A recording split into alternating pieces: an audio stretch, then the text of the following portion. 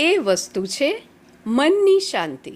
મનની શાંતિ આજકાલ બધાને જોઈએ છે, પણ કોઈની પાસે છે નહીં. હવે આ શાંતિ શોધવા માટે લોકો જાય છે સંતો, મહંતો, યોગીઓ પાસે, અને યોગીઓ કહે કે શાંતિ તમારી અંદર જ છે. પ્રાણાયામ કરો, યોગ કરો અને શોધી લો.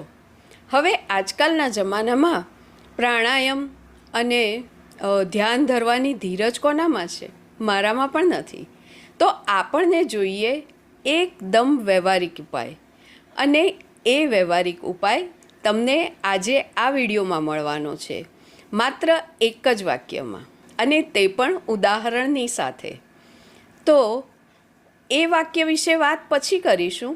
પહેલાં જોઈએ કે આપણા મનની શાંતિ ક્યારે જાય છે.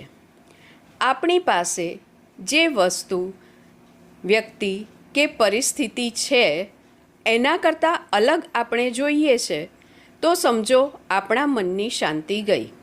ધારો કે આપણી પાસે સ્કોડા છે અને આપણે મર્સિડીઝ જોઈએ છે, તો જ્યાં સુધી મર્સિડીઝ આવશે નહીં ત્યાં સુધી આપણા મનની શાંતિ ગઈ.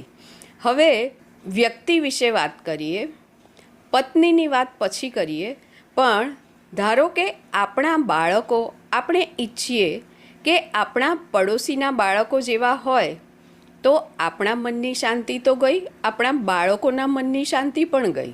અને એ વાત પત્ની માટે પણ એટલી જ સાચી છે. તો આ થઈ ગઈ વ્યક્તિ વિશેની વાત. હવે જોઈએ પરિસ્થિતિ.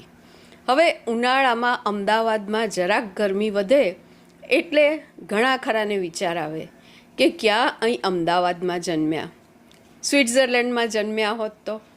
હવે આ વિચાર કરવાથી અમદાવાદની ગરમી ઓછી થવાની નથી, આપણે સ્વિટ્ઝરલેન્ડ પહોંચવાના નથી, ફક્ત અમદાવાદની ગરમી થોડી વધારે અસહ્ય લાગશે. તો હવે કરવું શું? તો જવાબ પણ આમાં જ છે, આ એક જ વાક્યમાં, કે આપણી પાસે જે વસ્તુ, વ્યક્તિ કે પરિસ્થિતિ છે એને સ્વીકારવી અને એમાં સંતોષ માનવો. એકદમ વ્યવહારિક ઉપાય.